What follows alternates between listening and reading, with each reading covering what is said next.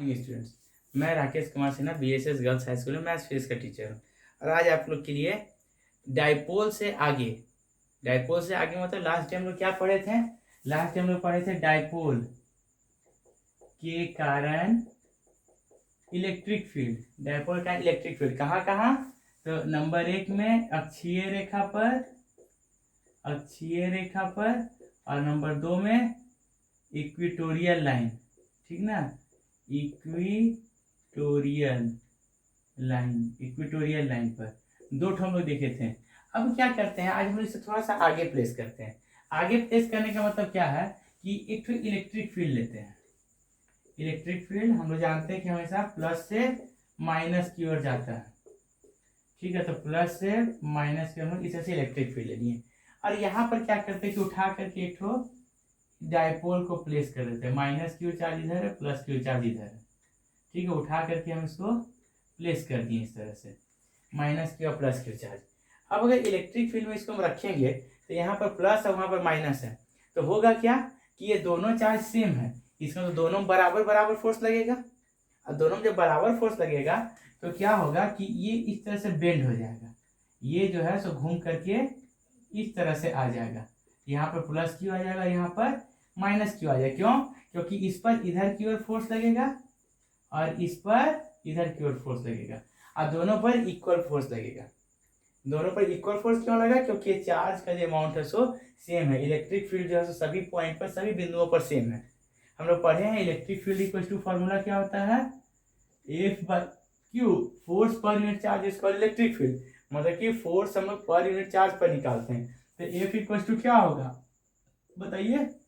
हाँ ठीक है, क्यू इंटू ई, मेरे पास हुआ फोर्स। तो इसका मतलब इधर क्यों लगने वाला फोर्स होगा क्यू ई प्लस, और इधर क्यों लगने वाला होगा माइनस क्यू ई। इस तरह से हमको दोनों तरफ फोर्स मिल गया। और ये दोनों फोर्स करेगा क्या? चूंकि बराबर है और ये सभी जगह पर बराबर है, इलेक्ट्रिक फील्ड जो है सो यूनिफॉर्म है, ठीक ना, एक समान है, एक समान इलेक्ट्रिक फील्ड, जिसको हम लोग कहते हैं यूनिफॉर्म इलेक्ट्रिक फील्ड। ये करेगा क्या? इसको इस तरह से घुमा देगा। और जब बल किसी चीज को घुमाती है तो उसको हम लोग क्या कहते हैं? बल आघूर्ण। आप लोग पढ़े हैं क्लास 11th में इसको अंग्रेजी में कहते हैं टॉर्क, TORQUE। जैसे दरवाजा को घुमाना, दरवाजा खोलना।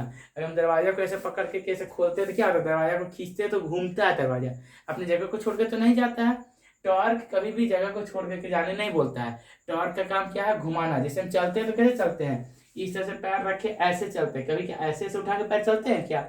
नहीं चलते। हम कैसे चलते हैं? ऐसे। इसका मतलब हम लोग धरती पर क्या लगाते हैं? टॉर्क लगाते हैं। हमारा पैर जो चलता है वो इस तरह से ऐसे रखा के ऐसे चलता है, ऐसे चलता है। तो हम लोग बल नहीं लगा, क्या लगाते हैं? पैर पे, धरती पे टॉर्क लगाते हैं, जिससे कारण हमारा पैर जो है मुड़ता है और चलता है। मतलब हम लोग एक तो सर्कल टाइप का बनाते हैं, सेमी सर्कल, अर्धवृत्त टाइप का, और हम लोग आगे चलते रहते हैं। तो ये क्या करेगा? इस डाइपोल को ऐसे घुमा देगा और घुमाने के कारण जो काम होगा उसको हम लोग कहेंगे कि इस पर टॉर्क लगाया और इसको घुमाने की कोशिश किया। अब मान लेते हैं कि यहाँ पर ही पहले थीटा डिग्री इस पर था, ठीक है, तो घुमा के इसको सीधा कर देगा, ये 0 डिग्री पर ले आएगा इलेक्ट्रिक फील्ड के साथ। तो एक्चुअल में 0 डिग्री पर नहीं लाके क्या करता है? इधर प्लस है इधर माइनस है, अगर प्लस ये 180 डिग्री पर ले आता है, क्योंकि प्लस उल्टा हो जाता है, माइनस इधर की ओर जाता है। तो खैर हमको फिलहाल इतना ही छोटा घुमा रहे हैं। तो हम मान लेते हैं यहाँ पर कि ये थीटा डिग्री से पहले था और जब इस पर टॉर्क लगा तो ये इसको घुमा करके इस तरह से कर दिया, ठीक है। तो अगर हम लोग पहला चीज जान जाएंगे हम लोग कि किसी भी डाइपोल को यूनिफॉर्म इलेक्ट्रिक फील्ड में प्लेस करते हैं तो उस पर क्या लगता है? तो टॉर्क लगता है, बल आघूर्ण। और उससे होता क्या है कि डाइपोल जो होता है सो घूम जाता है, लेकिन अपने जगह से नहीं हटता। अपने जगह से कौन चीज से? केंद्र, उसका केंद्र नहीं हटता है। अपने जगह से उसका जो केंद्र होता है सो नहीं।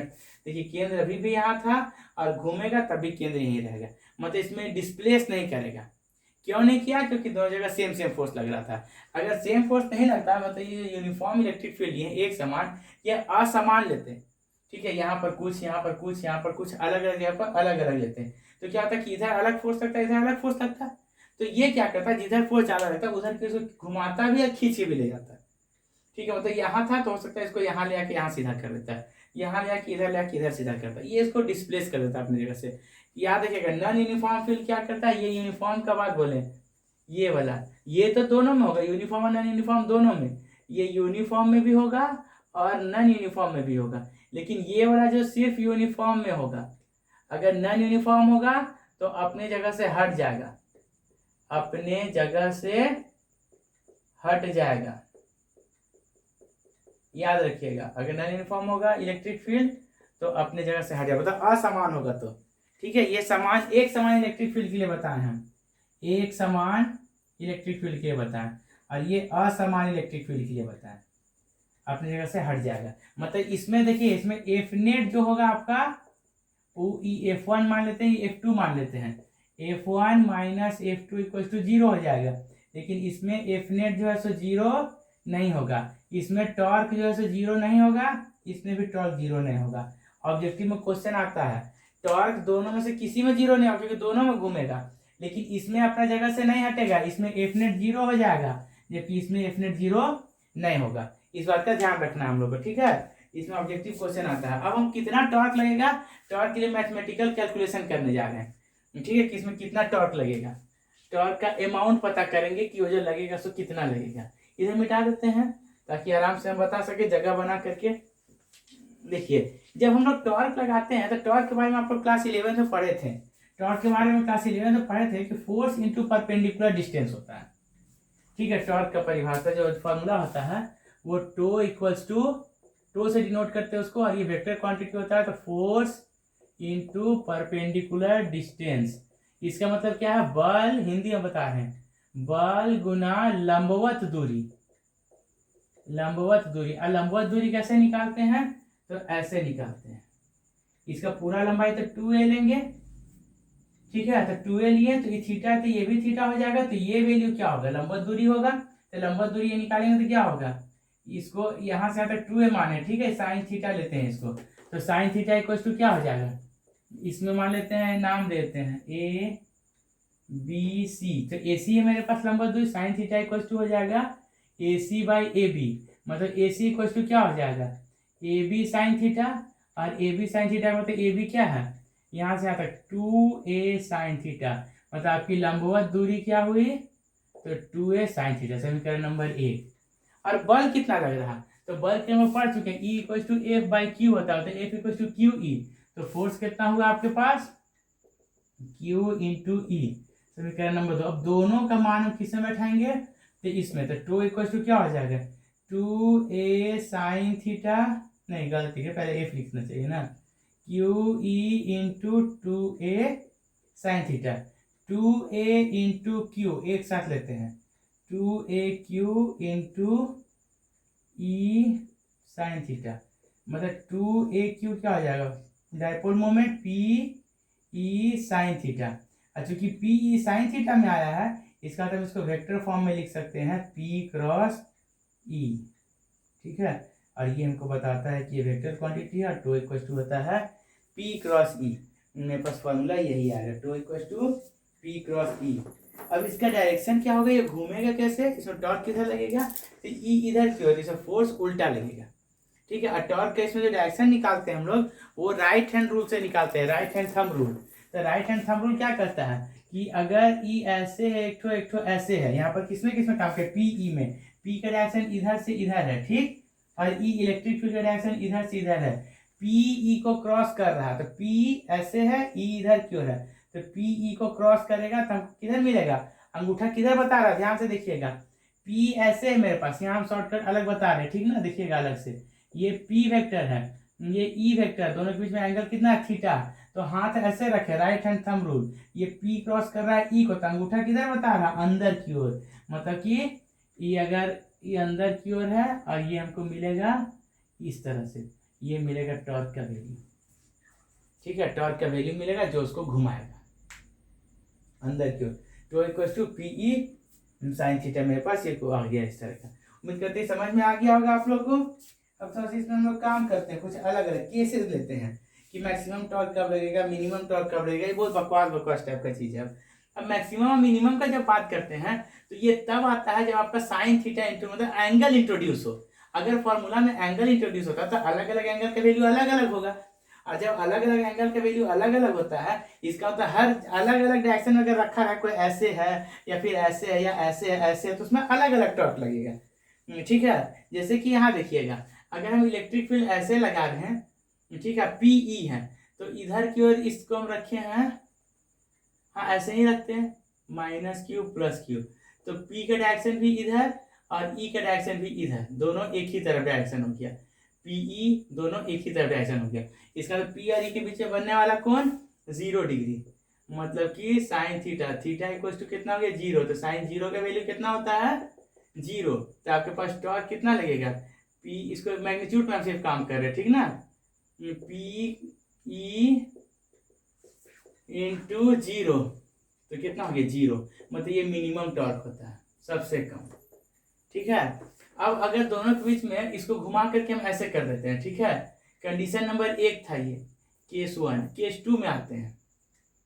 केस 2 कहता है कि अगर इस तरह से E है, ठीक है, इस तरह से E है, और हम इस तरह से रखें कि यहाँ पर +q है -q है, यहाँ प्लस या माइनस, तो अब कितना डिग्री कोण बन रहा, P और E के बीच में, P इधर की ओर है, E इधर, तो P का डायरेक्शन किधर है, अब यहाँ पर P -q से +q, मतलब P का डायरेक्शन उल्टा है, तो दोनों के बीच में एंगल कितना बन रहा है, थीटा इक्वल टू 180 डिग्री, और साइन 180 का वैल्यू कितना होता है, तो साइन 180 का वैल्यू 0 होता है, इसका तो फिर टॉर्क का वैल्यू क्या होगा, तो 0 होगा, फिर कोई टॉर्क नहीं, मतलब ये नहीं घूमेगा। लेकिन इसमें क्या है कि इसको अगर हम थोड़ा सा ऐसे हिला देते हैं पूरे घूम जाएगा, इसका तो ये जो है सो एकदम स्टेबल है, ये जो है सो स्टेबल है, स्टेबल इक्विलिब्रियम में है, इक्विलिब्रियम में है, मतलब ये एकदम स्थिर रहेगा, इसको हम अगर हिलाएंगे भी तो वहीं पर आके रुक जाएगा। लेकिन ये जो है सो अनस्टेबल है, अनस्टेबल इक्विलिब्रियम में है। इक्विलिब्रियम का है बोले इसको, क्या कि कहीं नहीं मुड़ेगा अभी, क्योंकि इसको ये पेन ऐसे रखे हैं, इसको ई इधर धकेल रहा है, इधर धकेल रहा, सीधा तो किधर जाएगा, नहीं जाएगा, लेकिन इसको थोड़ा टेढ़ा करेंगे तो क्या करेगा, पूरे घूम जाएगा ऐसे, ठीक है, पूरा घूम जाएगा, इस चीज को कहते हैं कि अनस्टेबल इक्विलिब्रियम में है। अब क्या होता है कि हम इसको रखते हैं लंबवत, ठीक है, मतलब दोनों के बीच में बनने वाला कोण कितना डिग्री होगा, इस तरह से इलेक्ट्रिक फील्ड लेते हैं, इलेक्ट्रिक फील्ड, और ई डायपोल को सीधा लेते हैं इस तरह का, ये हो गया मेरे पास -q, हो गया +q, तो P का डायरेक्शन -q से +q इस तरह का, और E इधर, P इधर और E इधर, मतलब एंगल कितना बना, तो 90 डिग्री बना।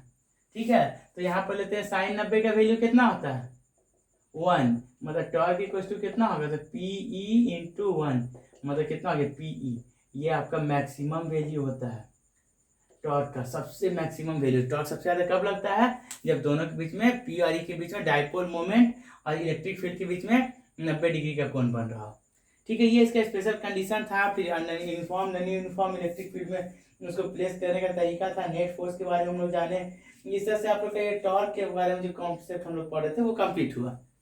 अभी इसमें हमें टॉर्क जब आज खत्म हो गया है तो हम इसमें आगे एक और टॉपिक आज लिख लेते हैं। ठीक है, अगला टॉपिक है इलेक्ट्रिक फील्ड लाइंस। इसके बाद का इसको बढ़िया से आप लोग देख लीजिएगा, वीडियो रोक रोक के लिख लीजिएगा। ठीक है, इसके बाद की टॉपिक है electric field lines. Electric field lines क्या है, बहुत आसान, आपको छोटा सा एग्जांपल हम खाई देते हैं। इलेक्ट्रिक फील्ड लाइंस करते क्या है कि यहाँ को पॉजिटिव चार्ज लेते हैं, ठीक है, और ये पॉजिटिव चार्ज के पास टेस्ट चार्ज Q0 को प्लेस करते हैं। ठीक, ये Q0 जो है ये पॉजिटिव होता है, ये इससे दूर भागेगा, ये जिस रास्ते को जाएगा उसको हम लोग ऐसे ड्रॉ करते जाते हैं। ठीक है, यहाँ पर पॉजिटिव रखे हैं, Q0 को यहाँ रखे तो ये ऐसे गया, यहाँ रखे तो ऐसे गया, जैसे ये जाएगा इसको ऐसे ही हम लाइन को खींचेंगे, मतलब Q0 में रंग लगा लेते हैं, उसको छोड़ देते हैं, तो खिंचाई जैसे से भागेगा वैसे से रंग खिंचाते जाएगा, ये रंग खिंचाते गया। जब रंग खिंचाते जाएगा इस तरह का, तो उसको क्या कहेंगे हम लोग कि ये इस तरह का जो लाइन जो बन जाएगा, एक रंग खिंचाने से एक लाइन बन जाएगा, और ये जो लाइन होगा इसको हम लोग कहेंगे इलेक्ट्रिक फील्ड लाइन्स। ये हकीकत में कोई लाइन होता नहीं है, ये एक इमेजिनरी लाइन है, मतलब कि काल्पनिक लाइन है, और इसका हम लोग कोई वैल्यू नहीं रखते हैं कि ओरिजिनल में होता है, हम सिर्फ कल्पना करते कि ऐसा होता है कि चार्ज को जब रखेंगे तो जाएगा और इस तरह से हम लोग खींचेंगे तो इस तरह का होगा, तो प्लस है तो ये भी प्लस है, तो प्लस प्लस से रिपल्सन में दूर जाएगा, इसलिए पॉजिटिव चार्ज से हम लोग इलेक्ट्रिक फील्ड को बाहर की ओर ड्रॉ करते हैं। जबकि निगेटिव चार्ज अगर रखते हैं और यहाँ पर हम लोग टेस्ट चार्ज Q0 रखते हैं तो क्या होता है, ये इधर की ओर आता है, जैसे आता है वैसे ही हम लोग लाइन ड्रॉ करते हैं। इसमें निगेटिव चार्ज में क्या होता है, फील्ड लाइन अंदर की होता है। ये याद रखिएगा आप लोग, ये बहुत ही इंपॉर्टेंट कॉन्सेप्ट है, ठीक है। इंपॉर्टेंट कॉन्सेप्ट है तो हम लोग इंपॉर्टेंट कॉन्सेप्ट में काम कर रहे हैं, और ये एकदम ध्यान रखिएगा। इसमें आपको क्वेश्चन में आता क्या कि अलग अलग तरह का कॉन्फ़िगरेशन देगा, मतलब कि पॉजिटिव और निगेटिव को बैठा देगा, बोले कि इलेक्ट्रिक फील्ड लाइन्स खींचिए, इलेक्ट्रिक फील्ड लाइन्स उसका ड्रॉ कीजिए। और ये बहुत ही इंपॉर्टेंट होता है, ये हर साल लगभग आता है, और ये इसके गुण आता है कि ये क्या क्या खासियत रखता है इलेक्ट्रिक फील्ड लाइन। आपको हम पॉजिटिव और निगेटिव के बारे में आज बताएं, अगला दिन बताएंगे इसके गुण, इलेक्ट्रिक फील्ड लाइन्स के गुण और अलग अलग चीज का खींचने का, जो बहुत इंपॉर्टेंट है, हर साल 102 नंबर का जरूर आता है, ठीक है। उम्मीद करते हैं आप लोग को ये समझ में आ गया होगा। ये फील्ड लाइन्स और टॉर्क बहुत ही इंपॉर्टेंट है, उसको बढ़िया से कर लीजिएगा। इलेक्ट्रिक फील्ड लाइन्स तो हर साल एक तो रहेगा ही रहेगा, इसे 2 नंबर को कहीं नहीं जा रहा। इसके गुण के बारे में हर साल पूछता है, तो हम अगली क्लास में आज हड़बड़ी में बताने के बाद क्या करते हैं, अगले क्लास में फिर से बताएंगे, ठीक है। तो इलेक्ट्रिक फील्ड लाइन्स हम लोग अगला क्लास में आगे पढ़ेंगे। तब तक के लिए टेक केयर, बाय बाय।